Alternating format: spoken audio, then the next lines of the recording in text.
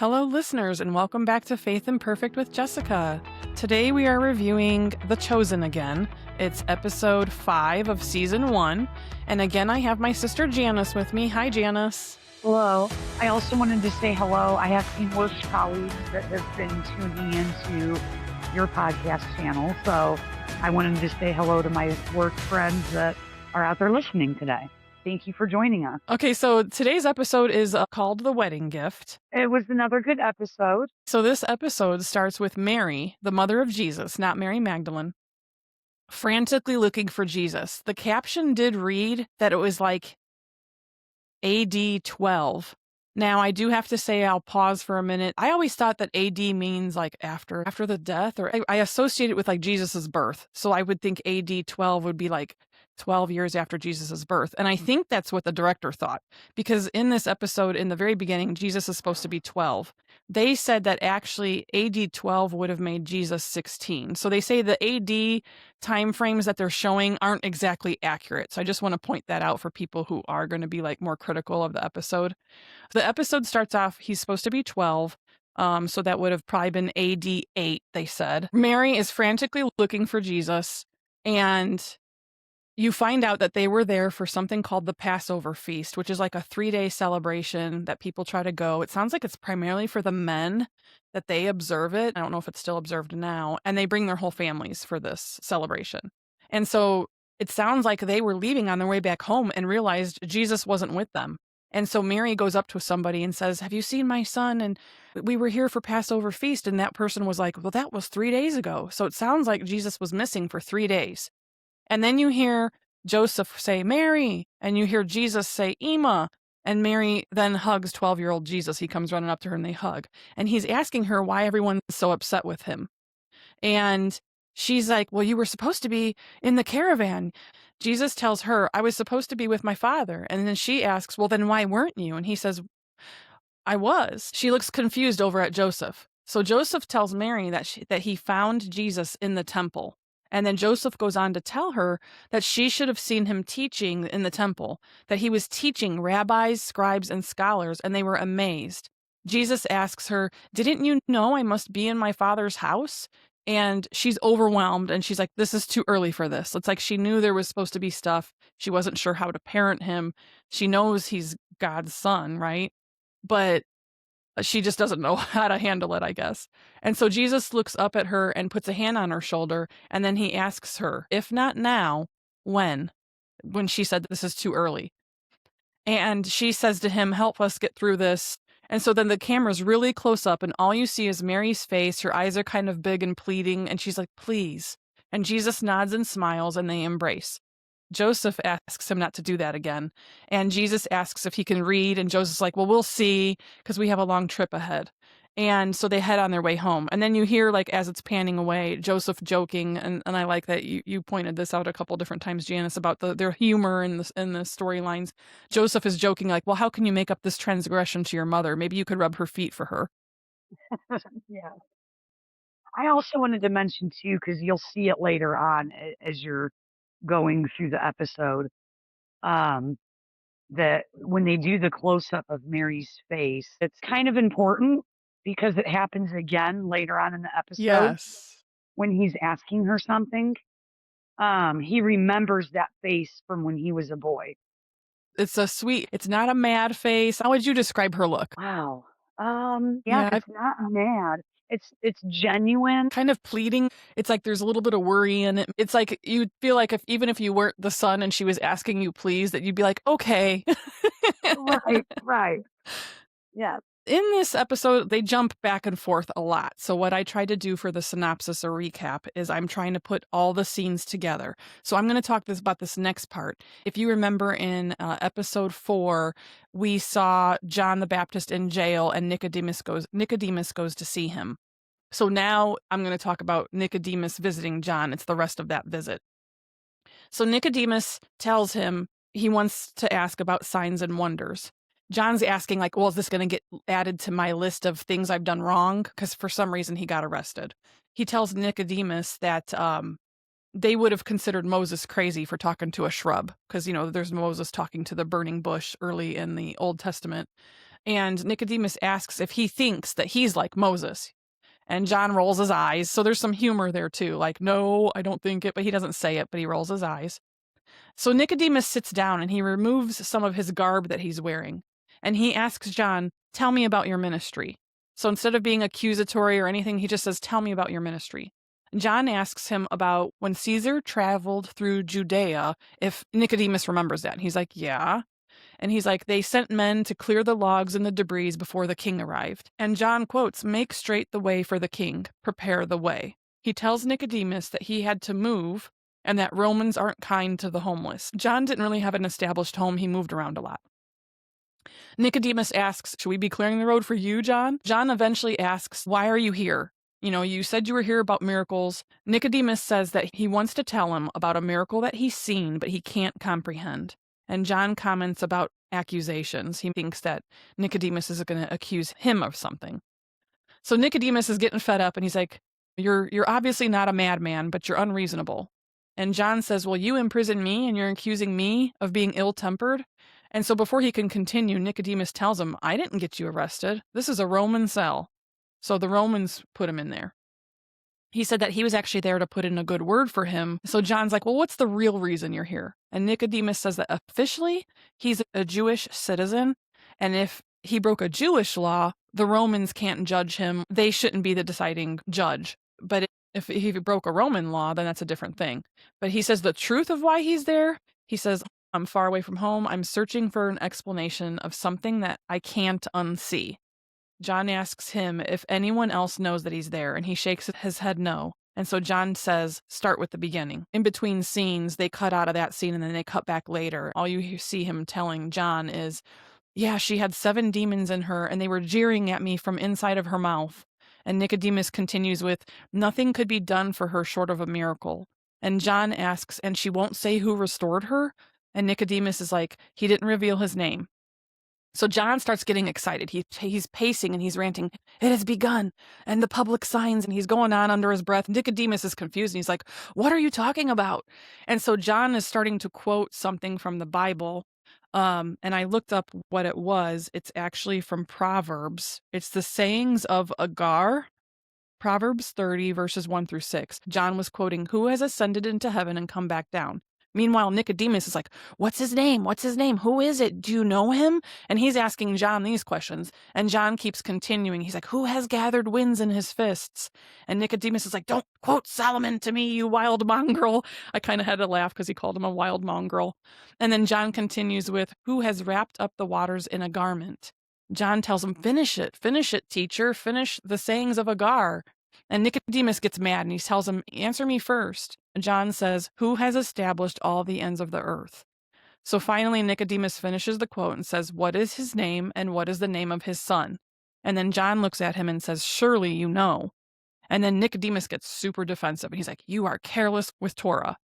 He said, God does not have a son except Israel. Israel is his only son. And so then John the Baptist is shaking his head no. And Nicodemus is like, all of us. And John says, suit yourself. So he says that they'll put a man to death for blasphemy like that. And Nicodemus is getting upset and says, I should have never come here. And so John, toward the end of the scene, says, all your life you have been asleep. Make straight the way for the king. He is here to awaken the earth. But some will not want to waken. They're in love with the dark. I wonder which one you'll be. And he says that to Nicodemus. And so Nicodemus says, if this man is anything like you believe, or if he exists at all, you should leave this region. Your presence alone will put him in danger. And John says, you think he needs my help? You've heard nothing.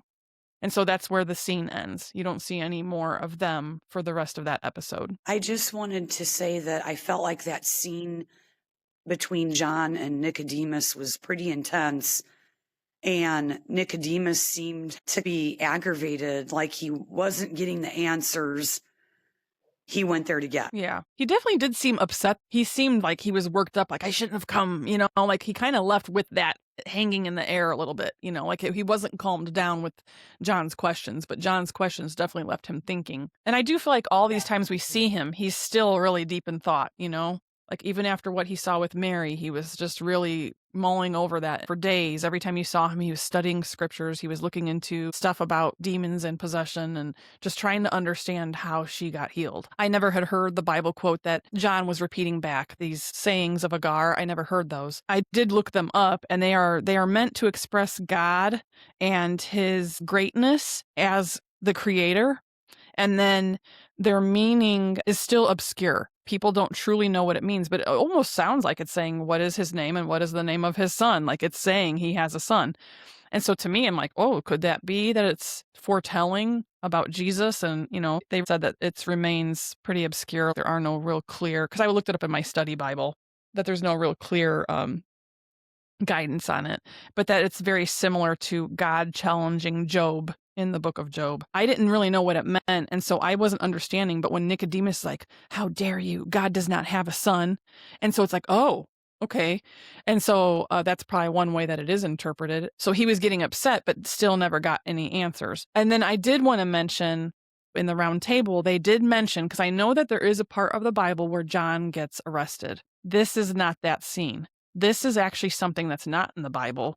They wanted to add a scene of him getting arrested this time because they wanted to be able to have Nicodemus to have a chance to talk with him in the jail. So I thought that was interesting, because I thought, oh, is this biblical? But I couldn't find it either.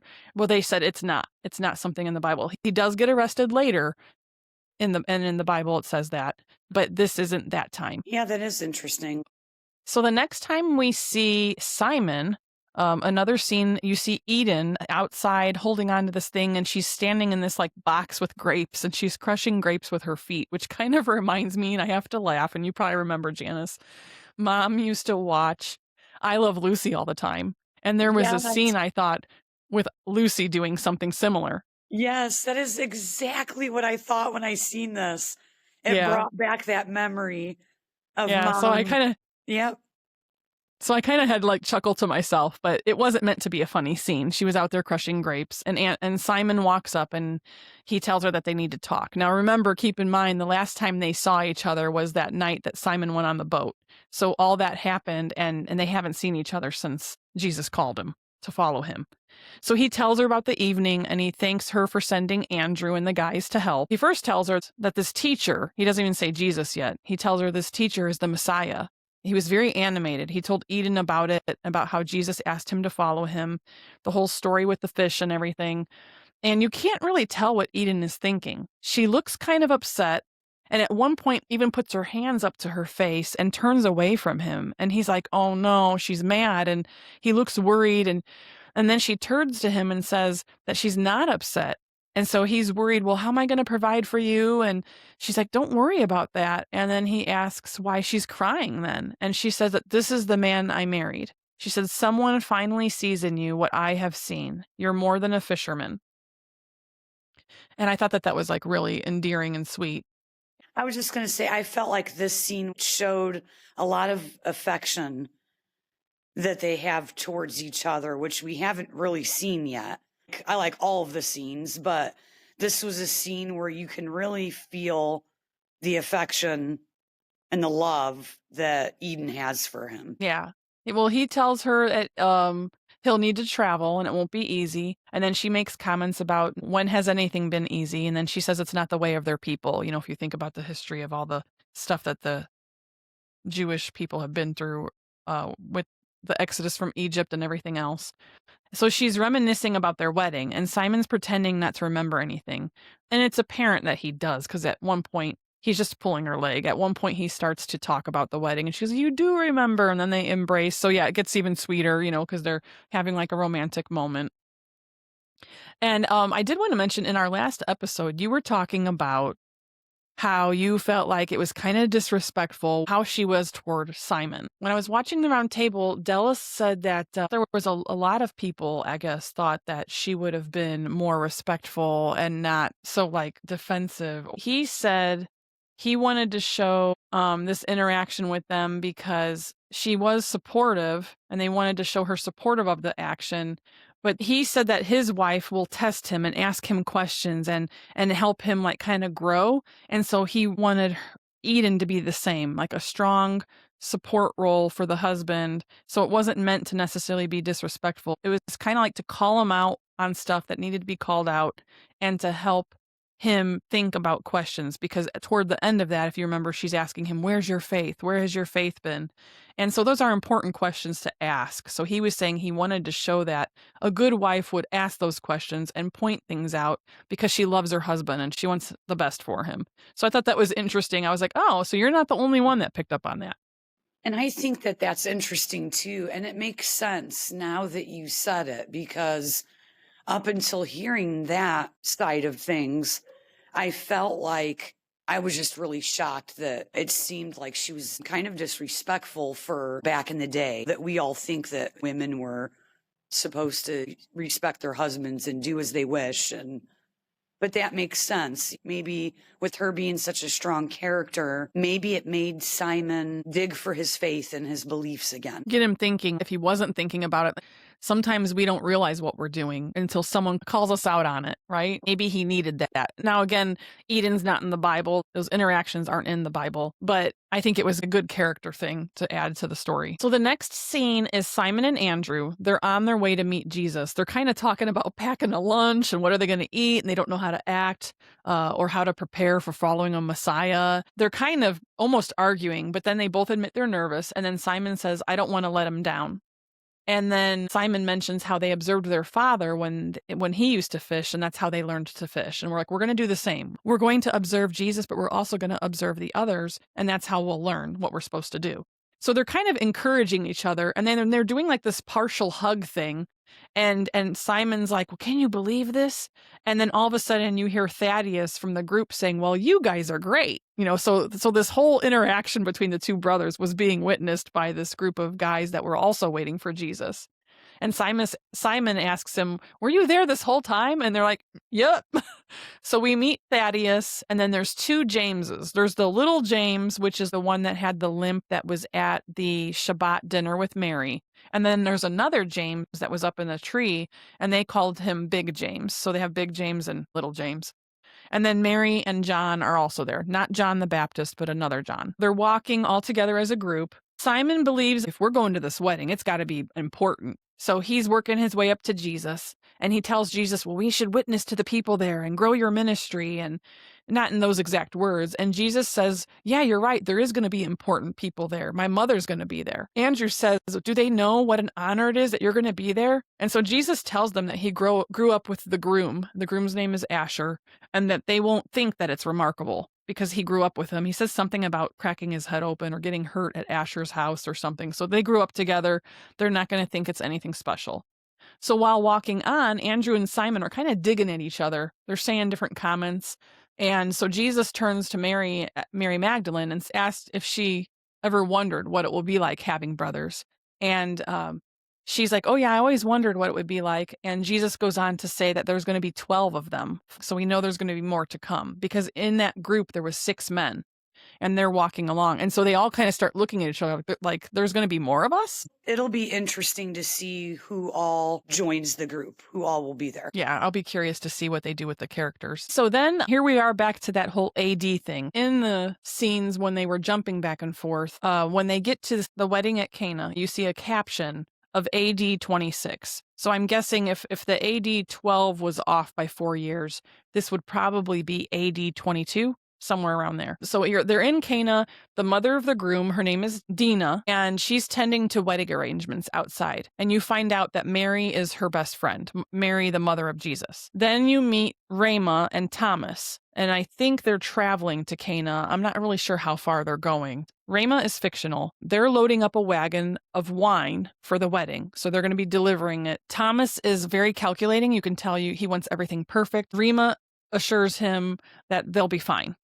So back at Dina's house, Dina is telling Mary about the in-laws, that the in-laws of the groom-to-be, the bride's mom and dad, are very influential. The parents of the groom's name, Dina, and then her husband's name is Rafi. So Dina is Mary's best friend, as I said. They're talking about impressing the in-laws to be. The in-laws' names are Abner and Hela. Their daughter's name is Sarah. So Sarah is marrying Dina's son, Asher. So that kind of, I don't know if that helps kind of explain who the people are, because I'm going to use their names a couple times. So I'll try to reiterate who they are. But they want to impress these in-laws. I think they're well off. You get the impression that they do a lot of like snubbing and kind of rubbing things in their faces. So even though they shouldn't worry about that, they're trying to impress the in-laws. So Mary and Dina are observing this wooden wedding canopy. I looked up what it was called. They said the word for it. It's a canopy that's used at Jewish weddings. And the bride and groom stand under it. And they had a carpenter make it, but it looks like it's kind of crooked. And when Gila arrives, the in-law, the wife, she doesn't have the husband with her, so Abner's not with her. And she's like, I'm here to select his table. And she's disregarding the fact that Dina already made those arrangements. Gila also mentions that the canopy is crooked. And Dina just kind of smiles like, okay. Well, at that time, it's just a wooden structure. So then later, Mary and Dina are decorating it, and they're adding flowers and green garland, and they're discussing that Jesus is coming to the wedding feast. And Mary acknowledges that he has a calling, and she never knows where he will be. So they know that he works, but that he also has this other calling outside of working as a carpenter or craftsman. So later, Rafi and Dina, the hosts of the party, the groom's parents, meet Thomas, who delivers the wine. And Rama's there too. And you find out that they spent all their money to get this good wine. And in discussing it with Thomas, they say that the party is going to be about 40 people. So Thomas introduces Rama and says that she's the finest, most beautiful vintner in all of Galilee. And she kind of looks at him like, what? And so you kind of get this impression that maybe he has a little crush on her too. She is very pretty.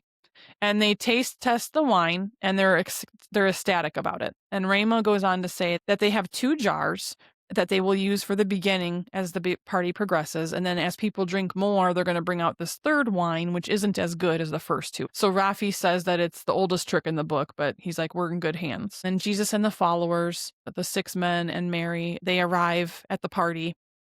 The party hasn't started yet. And then later on, the party's now starting, and over the course of the evening, the wine is running low. So you hear Thomas and Rama realizing that there's actually at least 80 people there instead of the 40. They're discussing options to distract from the fact that the wine is running low. Thomas tells the servers, don't fill the cups all the way.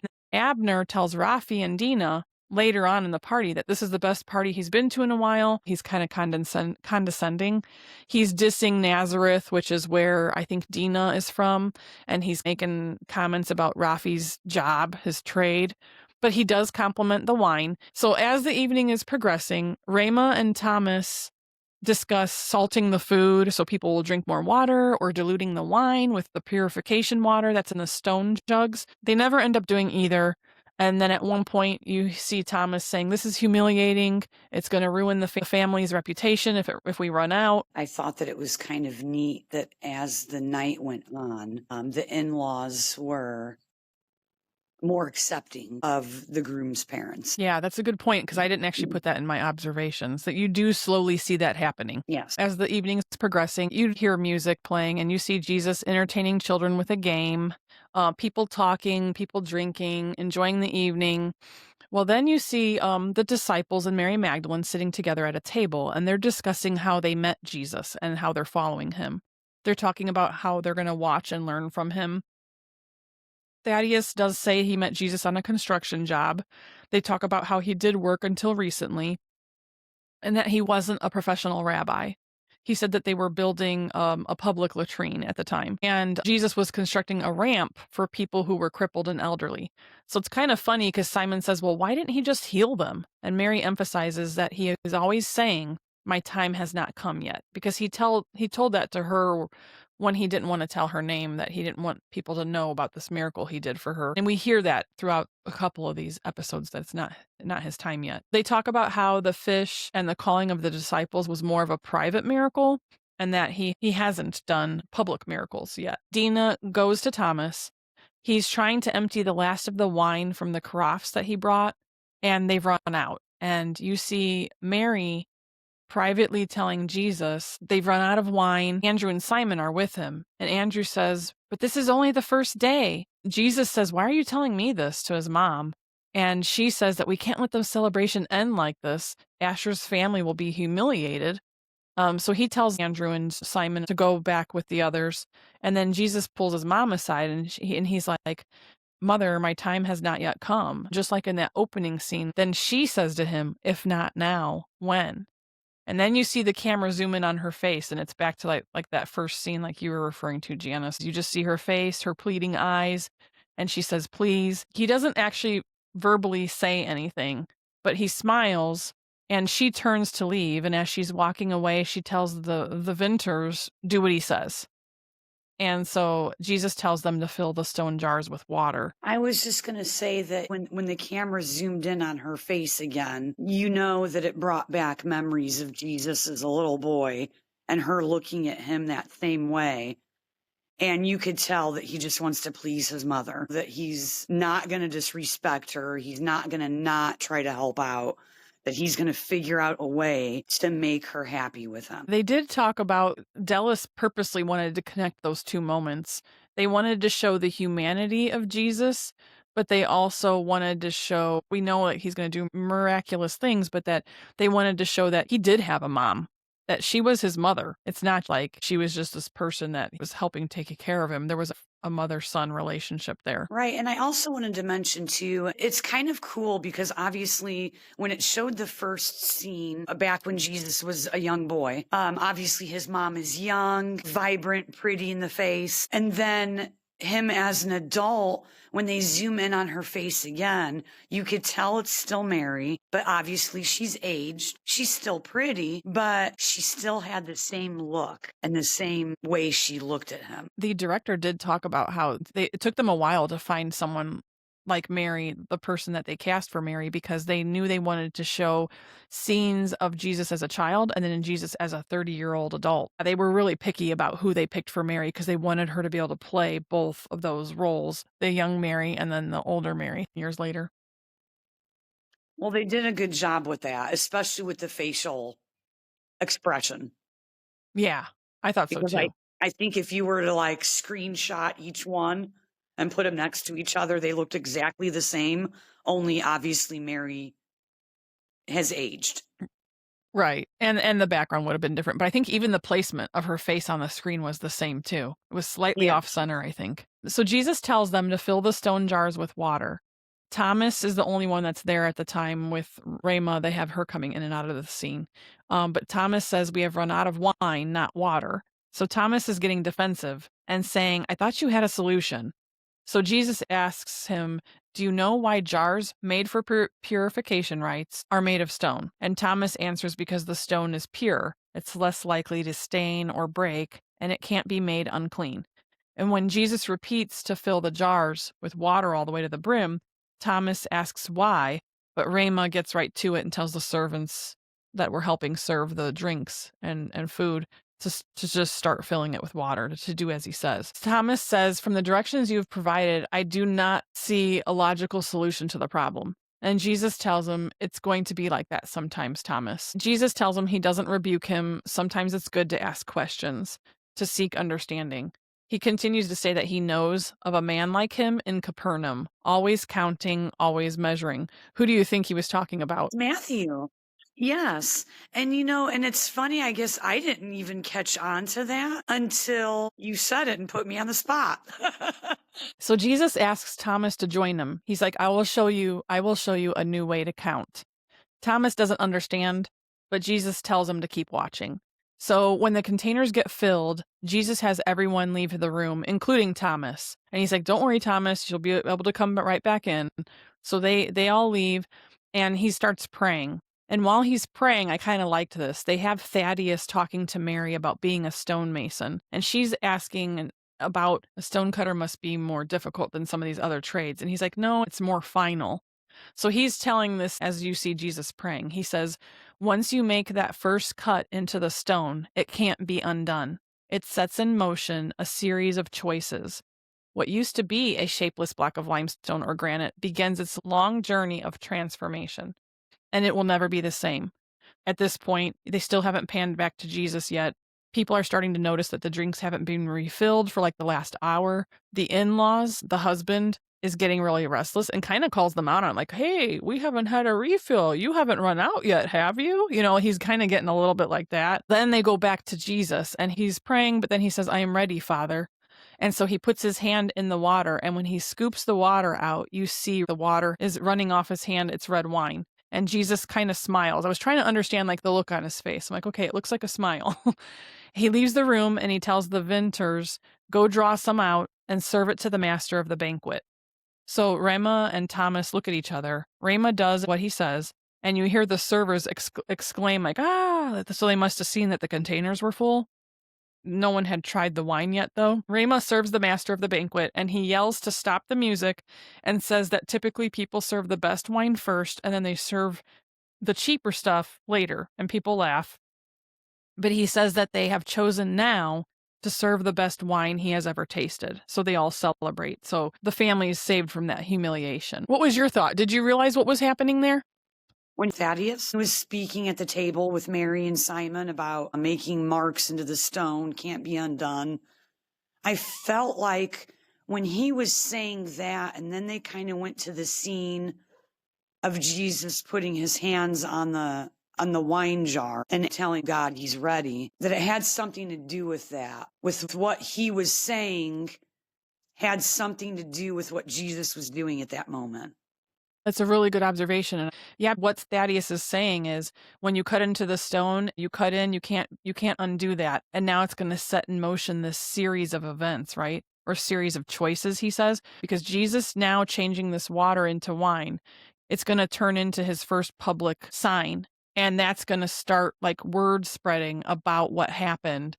And that is what does set in motion the next things that we're going to see now. It is the beginning of it. So it is a very good parallel. It's kind of like he's talking about stonemasonry, but really we could apply it to the situation of what's happening with Jesus, because him doing this sign now is going to set a bunch of things in motion for what's to come. Right. And I also felt like, and not that this would necessarily kind of go hand in hand with that, but I feel like because Jesus was able to help out with the wine situation, it really helped the relationship with the in-laws. Because I think that the father of the bride, like he is slowly respecting them more than he did before. It's also helping that situation in the moment. Yeah, the father-in-law is Abner. So Abner. yeah, even though the mother-in-law seems pretty open to like, oh, I can sway my husband and this and that, Abner kind of seems a little bit set in his ways and seems a little more judgmental. And even at one point he says something about, I guess the success of my family has made me arrogant. And it's funny because I don't think that's said in the Bible, but he's realizing that he's kind of arrogant. Right. I'm looking to see if Abner is in the Bible in the New Testament. I don't think that any of these in-laws or any of these people or these relationships are talked about in the Bible. So Jesus, the next time you see him, he is across the room out with the rest of the people. And not many at the wedding know about it yet, but there are a few select that know what happened, that know that they were just jars of water. Now they're wine. Now they're serving it. Everyone says it's the best wine. Mary, the mother of Jesus, is from across the room smiling at Jesus, and she mouths, thank you. And he smiles back at her. It's as if they're speaking, but without words. You kind of see that relationship as a mother and son, and that they just kind of have this connection. I thought that was kind of cute. Yes, I did too. I liked that. I also wanted to mention Thomas is just in awe over this whole thing that happened with the wine. That every time the camera's on him on this episode, he's just standing there in disbelief or astonishment, like, what just happened? And Yeah. I giggled a couple times because he doesn't really talk much. He's just standing there and staring at Jesus like, wow. Speechless. Yes. Mm-hmm. Yeah, you see, that's the exact note I had. You see Thomas just standing near the stone jars, staring in disbelief. That was my next comment. So you said exactly what I thought. Outside with the party, you see Simon staring at Jesus, and he says, fish, wine, what's going to be next? I don't believe that's in the Bible either, but it makes sense that he would say that. Simon tells him that I'll go to the ends of the earth with you. And Jesus says, I hope so. And then he changes the subject to the issue of Andrew's feet, Andrew's dancing. And so then the next scene, you say them making fun of Andrew's 4 left feet, and they're all dancing and having fun at the wedding. And Simon asks Jesus while they're dancing, which I thought was funny. They interjected some comedy. Can you help Andrew with his feet? And Jesus jokes that some things even he cannot do. Which I thought was funny.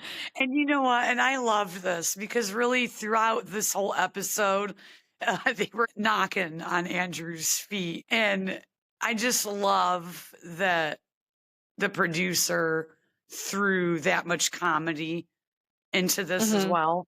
It makes it really fun to watch. Yeah. Yeah. I really liked that. I definitely feel like it's more relatable. And then you're going to Absolutely. have these intense moments, but you're going to want some comic relief too, you know? Then again, you see Thomas standing and staring at Jesus. Rama asks him, "Who is he?" And Thomas says he can't pretend he didn't see a miracle.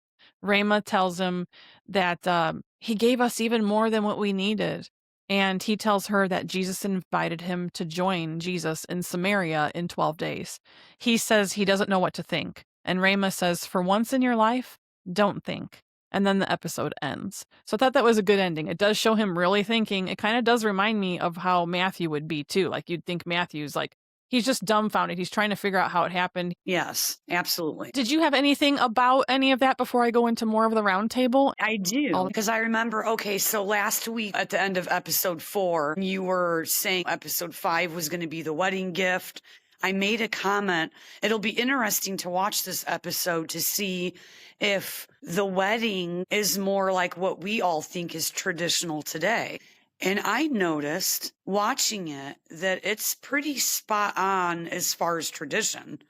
There was dancing, there was drinking, there was laughing, there was conversating. It would remind you of a wedding of the days that we're living now. I would have thought that wedding would have been a little bit different back in the day. I was actually shocked at how similar the tradition still is. What did you think about it? I know the bride's garb is a little different. There's kind of like a hat thing with a veil. But yeah, this to me, it felt like a lot like a wedding reception. And so I don't know if this ceremony included the actual wedding or if it was just the reception. Yeah, I guess I never thought about that because they didn't really show them getting married, like exchanging vows or anything like that. It just kind of jumped right into the party. Yeah, and when you said that, it actually, I'm remembering, even though I didn't make any notes about it, and because it wasn't like a big deal at the time, people were dancing in circles around the tables and singing these different songs where everyone knew the songs. I know in a lot of our weddings, because of like Polish tradition, and I don't know if it's Polish tradition or our family just invented it, but there's that song where they get everybody in a big circle and they're dancing around the bride, and it's mostly the bride, and it's supposed to be like a blessing, like that she'll have lots of children, and they put like an apron on her, and it's supposed to be like this. I don't even know what that tradition was, but I seen it at different weddings. It kind of did remind me of, oh, we do something similar, but we do it like around the bride when she gets married. There's a lot of parallels. Like they want to have food, they want to have the best, they have decorations. Yeah. They're having a good I time. wanted to mention too, because I know you and I talked about this off your podcast. I didn't feel like they showed the bride and groom a whole lot. But as I'm reflecting on the episode, I think maybe they did that because they wanted the focus to be more on Jesus and this wedding gift that he was going to give, which was the wine, and just everybody's reaction to that they didn't want to take the attention off of that. Did you feel like the bride and groom, it didn't show them much? Yeah, you know, it's funny because I know we saw a glimpse or two of the bride. And I'm sure they showed the groom. I don't even remember what the groom looked like. I don't think they did show him. I think they might have shown him once dancing with the bride, and you can only assume it was the groom. And that's the thing. Yeah, they didn't put any emphasis on the bride and groom. It seemed to me like when I think about it, that it was a lot of like showing all the behind the scenes, the prep for the wedding, the food, the wine, what was going on in the back. That's where the focus was. Yes, I agree with that. So I thought it would be interesting to quickly go through the couple of scriptures that are in the Bible, like when Jesus is a boy and he's at the temple. Reading that one, I wanted to read what they say about when Jesus changes the water into wine also, because I thought it would be interesting for the contrast of what was in the episode versus what's in the Bible. So in Luke 2, verse 41 is where it talks about the boy Jesus at the temple. It said, every year Jesus' parents parents went to Jerusalem for the festival of Passover. When he was 12 years old, they went up for the festival according to the custom. After the festival was over, while his parents were returning home, the boy Jesus stayed behind in Jerusalem, but they were unaware of it. Thinking he was in their company, they traveled on for a day. Then they began looking for him among their relatives and friends. When they did not find him, they went back to Jerusalem to look for him. After 3 days, they found him in the temple courts, sitting among the teachers, listening to them and asking them questions. Everyone who heard him was amazed at his understanding and his answers. When his parents saw him, they were astonished. His mother said to him, "Son, why have you treated us like this? Your father and I have been anxiously searching for you." And he says, "Why were you searching for me? Didn't you know I had to be in my father's house?" But they did not understand what he was saying to them. Then he went down to Nazareth with them and was obedient to them. But his mother treasured all these things in her heart, and Jesus grew in wisdom and stature and in favor with God and man. So it was interesting because they were saying how it's not that Jesus wasn't obedient, but they're still trying to say that in the Bible and in this show, Jesus still was a true boy. Like, he still had to learn, he still had to grow, and even though he wasn't, like, bad, he still had to learn obedience, that he still had to learn things. They also wanted to kinda show that too. That was directly out of the Bible, and I feel like they followed that pretty close. I wanted to say that I find it, and maybe it's just because times are so different now. I find it so strange that Jesus could have been gone for days before the parents noticed he wasn't there and then started looking for him. Like, this day and age, that would totally freak a parent out. So that's really weird for me to hear that. Do you have anything to add to that to help me out? I guess I hadn't thought of it, but yeah, we would notice it a lot more. Maybe it's because they called it a caravan in the show. Like, it was supposed to be a group. I'm thinking maybe it was a big group that came together, and maybe there was just so many people. Maybe they didn't worry about it. And they just thought the family Right. had it covered. Or maybe just didn't notice that he wasn't there until it was time to notice. Yeah. Yeah, which these days you'd think, how could you go a whole day and not notice your kid's not with you, right? Right, right. So maybe there's a couple things with that. Maybe my two things I'm thinking is it's probably because it was a big group of family and they figured they didn't have to worry. And then two, maybe he was always so obedient that it wasn't like him. It's a good Yeah. point, though. Good question. Yeah. So then Jesus changing the water into wine is from John 2, verses 1 through 12. It says, "On the third day, a wedding took place at Cana in Galilee.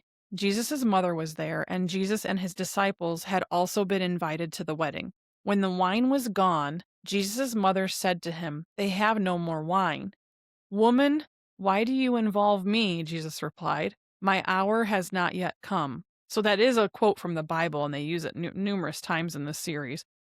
His mother said to the servants, "Do whatever he tells you." Nearby stood 6 stone water jars, the kind used by the Jews for ceremonial washing, each holding from 20 to 30 gallons. Jesus said to the servants, "Fill the jars with water." So they filled them to the brim. He told them, "Now draw some out and take it to the master of the banquet." So in this, you don't see them leave the room. I don't know if he just instantly touched them and they changed to wine or what, or there was a time in there where they just don't have it written down. But it says they did so, and the master of the banquet tasted the water that had been turned into wine. He did not realize where it had come from, though the servants who had drawn the water knew. Then he called the bridegroom aside and said, "Everyone brings out the choice wine first, and then the cheaper wine after the guests have had too much to drink. But you have saved the best till now." What Jesus did here in Cana of Galilee was the first of the signs through which he revealed his glory, and his disciples believed in him. After this, he went down to Capernaum with his mother and brothers and his disciples. There they stayed for a few days. So it's interesting because people asked in the round table, does that mean that the disciples didn't believe? Because it's like he revealed his glory and his disciples believed in him.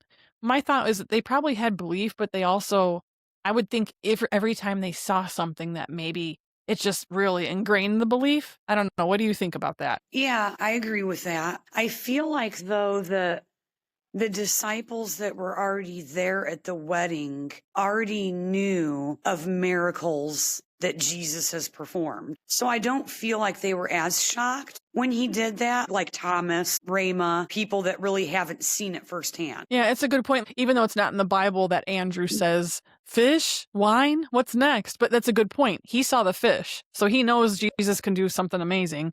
Mary knows because Mary was healed of the demons. Now, in the Bible, it doesn't say like the full story of that. They have said that there was possibly other miracles that just were not noted, that were private miracles that could have been happening too, that just weren't documented because they weren't meant to be public. So this wedding at Cana was supposed to be the first public sign that was recorded that would now start this chain reaction of events that are going to happen. A couple other things from the roundtable discussion. So the director, Dallas, asked the Catholic priest about the Catholic perspective. Dallas says, other than Jesus, Mary is the most important character in the Gospels. He said that he got in trouble when he had Mary experiencing childbirth pain in the Christmas episode, which we haven't watched yet. I guess that was supposed to be like episode 0. We could probably watch it after episode 8 and do an episode on it.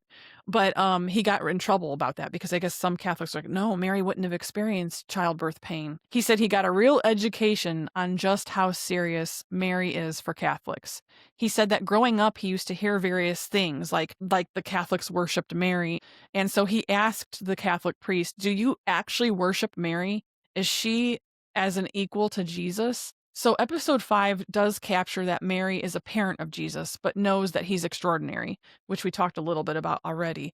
She's trying to help him grow into who he's supposed to be. The rest of the episode is around the wedding at Cana, and you get a glimpse of Mary as proactive and she's helping others. Mary is one that notices the little things.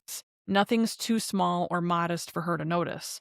So she takes it to Jesus. She takes that concern of they're out of wine to Jesus, and then he's the one with the power, and it's him who makes the decision. And then Mary, you see her faith where he doesn't even respond. She turns, leaves, and says, do whatever he says. So you see her faith that he's going to take care of it.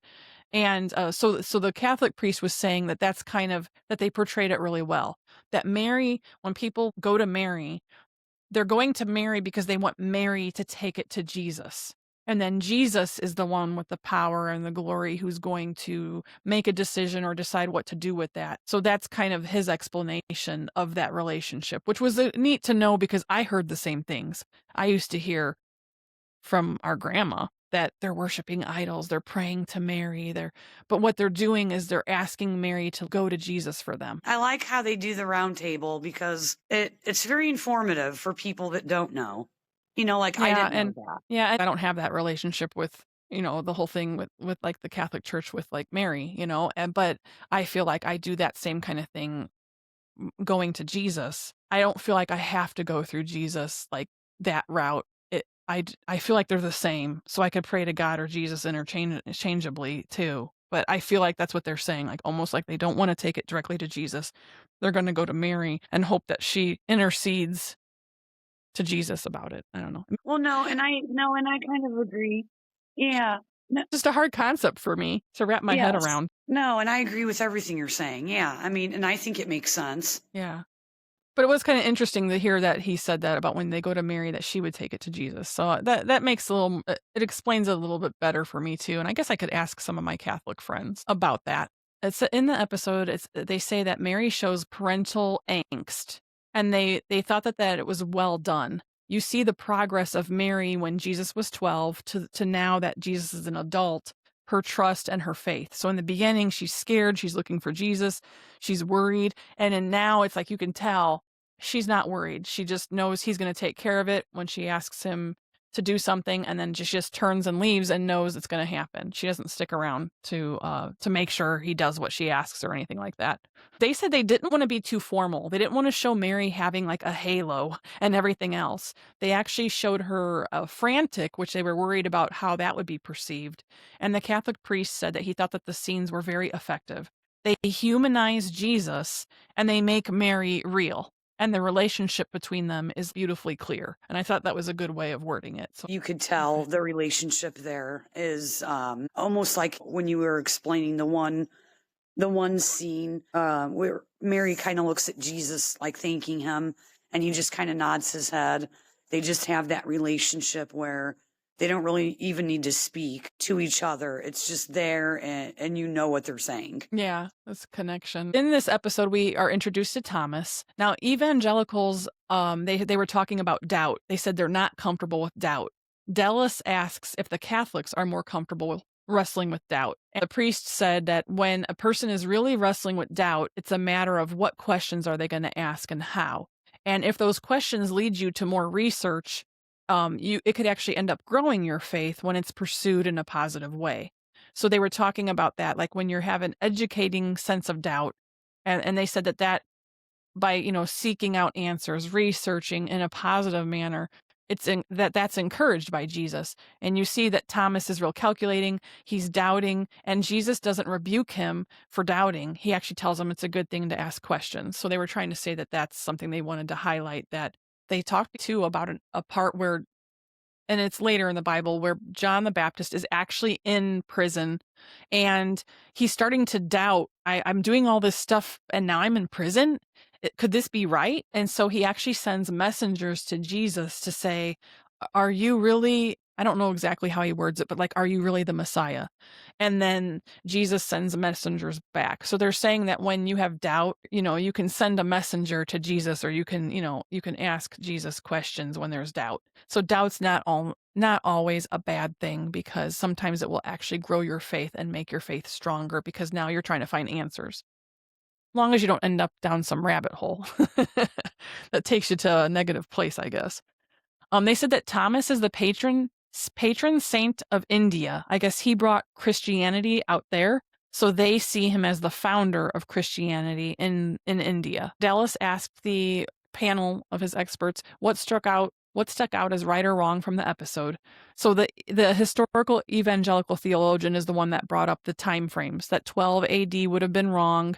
You have to remember that there's like no year zero between BC and AD. Dallas asked about the portrayal of Joseph. They said that they liked the portrayal of him. Mary would not have been allowed in as far into the temple as Joseph would have been, which I thought was kind of interesting too. But they did like the portrayal of him as a father figure. And it was very minimal, but they did have him in there. Was that something like back in the day that all women weren't allowed in a temple? They were allowed in, but what it is the temple was in layers. So certain layers, the women couldn't go any further in. Other layers, the men could go further in. But even when you get to the inside, even the men couldn't go in there. Like only the holy, like leaders, certain people, and some areas, even only like one time a year someone could go in.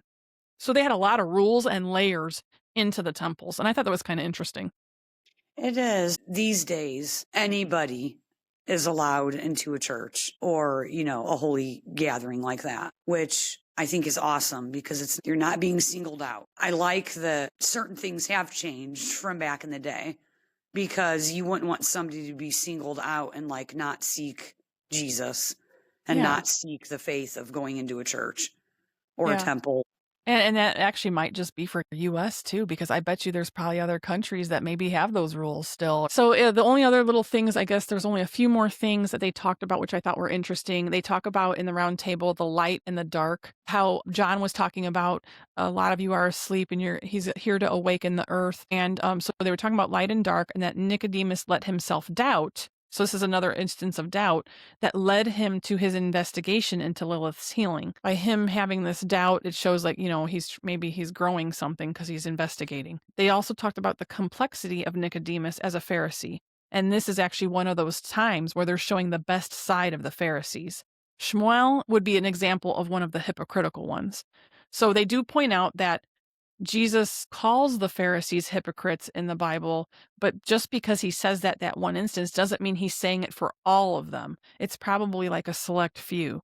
So they were talking about how, and I don't remember if we talked about this last time, that the Pharisees and Sadducees were considered hypocrites, and a couple bad ones will give a bad name to the whole group. So they really like that Nicodemus is being highlighted here, and you can see that he's not being hypocritical, but he is genuinely looking into these things. And I think it gives me a better viewpoint of the Pharisees and Sadducees versus what you hear growing up. There was discussion about the timeline of the miracles, the wedding versus the fishing on the boat, and they talked about private miracles versus public. So even though the wedding at Cana was the first miracle, and they're thinking that maybe Andrew and Simon would not have probably been present for the wedding because that would have been the first one, and that the fishing probably happened after it. They tried to address it in the episode by just having the disciples having that discussion at the table where they said that was a private miracle and, he hasn't done any public miracles.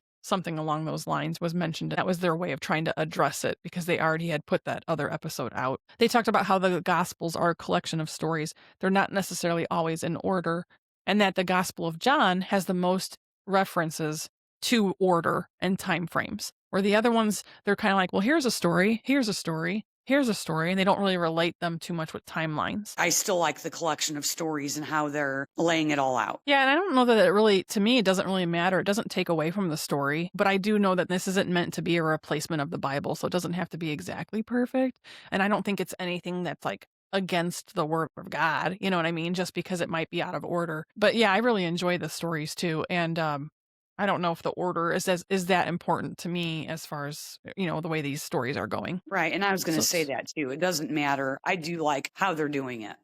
yeah, and my guess is that he probably didn't get those people to review. Maybe he didn't run it past that panel before putting all of it together, and that was kind of an afterthought. Like maybe he recorded all these episodes and then started involving these guys and was like, oh, I should have done this, but it was already done, right? So he couldn't undo it. And I think that's why. So that actually goes into this next piece. I was just going to mention there's two other things I was going to bring up. The baptism of Jesus. So they discussed that there was a baptism of Jesus, and that's actually where it really starts to be prominent that John was called John the Baptist, but and I was going to read a little excerpt from the Bible on that. But Jesus was baptized, and they were saying that Jesus would have been baptized before both of those miracles, before the fish and before the water changed to wine. So if they were going to do it now, they'd have to do it as like a flashback. And Dallas is saying he's probably not going to portray it in the series. But they said that he was baptized around 30 years old by John the Baptist, and that's what convinces John of Jesus's identity. So I was going to read that little blip out of the Bible that talks about the baptism of Jesus. It said, Then Jesus came from Galilee to the Jordan to be baptized by John. But John tried to deter him, saying, I need to be baptized by you, and do you come to me? Jesus replied, Let it be so now. It is proper for us to do this to fulfill all righteousness. Then John consented. As soon as Jesus was baptized, he went up out of the water. At that moment, heaven was opened, and he saw the Spirit of God descending like a dove and alighting on him. And a voice from heaven said, This is my Son, whom I love. With him I am well pleased. So they do talk about that. They don't show that, but John the Baptist did baptize him. And then they haven't told it yet, but technically John the Baptist is actually a cousin of Jesus. So I don't remember when and if they even go into that in the series. But it reads the chapter before that. So that was actually still is in chapter 3. But the beginning of chapter 3, it talks about John the Baptist preparing the way. So I was going to read this. I probably should have started here. In those days, John the Baptist came preaching in the wilderness of Judea and saying, Repent, for the kingdom of heaven has come near. This is he who was spoken of through the prophet Isaiah, a voice of one calling in the wilderness, Prepare the way for the Lord, make straight the paths for him. John's clothes were made of camel's hair, and he had a leather belt around his waist. His food was locusts and wild honey. People went out to him from Jerusalem and all Judea and the whole region of the Jordan. Confessing their sins, they were baptized by him in the Jordan River. But when he saw many of the Pharisees and Sadducees coming to where he was baptizing, he said to them, You brood of vipers, who warned you to flee from the coming wrath?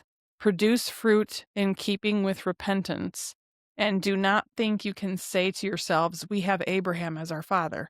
I tell you that out of these stones, God can raise up children for Abraham. The axe is already at the root of the trees, and every tree that does not produce good fruit will be cut down and thrown into the fire. I baptize you with water for repentance, but after me comes the one who is more powerful than I, whose sandals I am not worthy to carry. He will baptize you with the Holy Spirit and fire. His winnowing fork is in his hand, and he will clear the threshing floor, gathering his wheat into the barn and burning up the chaff with unquenchable fire.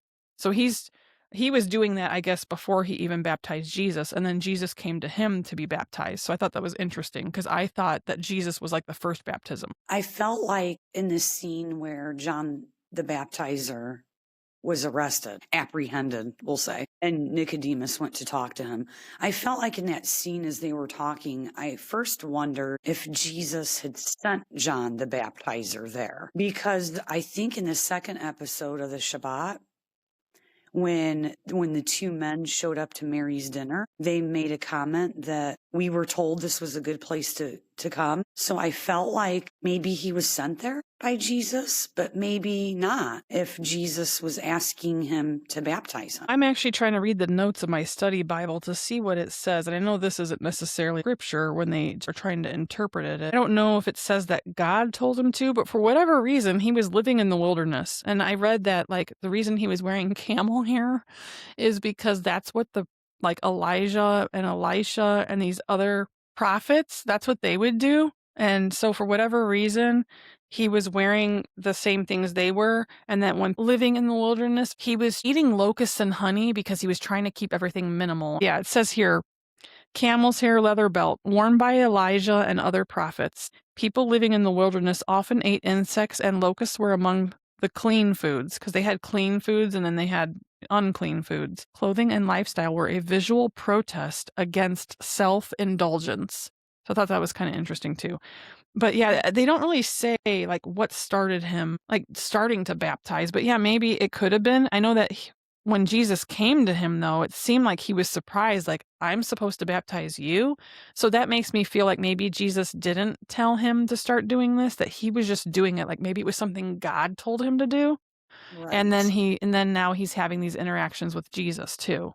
So I feel like God has told him, because in the jail, he's like, it's begun. And I know that's not a scripture one, but we know that he knows he's preparing the way. So he knows something's coming. So God must have revealed that to him at some point. That's really all I had besides just them talking about Jesus dancing and if it was okay that he was depicted as dancing. That was the last thing they talked about in the round table. That's interesting. I like that they did it. Yeah, it just says that, is it okay that we showed Jesus dancing? And they said that they thought that dancing and joking and even the laughing, like after the fishing, they think it's all good. That they're showing the characters as three-dimensional and he's relatable, he was human, he's going to go through the same human emotions we do. And I feel like even in the Bible, they talk about song and stuff like that as things that are good. Like there's nowhere where it says we can't sing and dance and laugh. So why couldn't Jesus? He was here just like we are.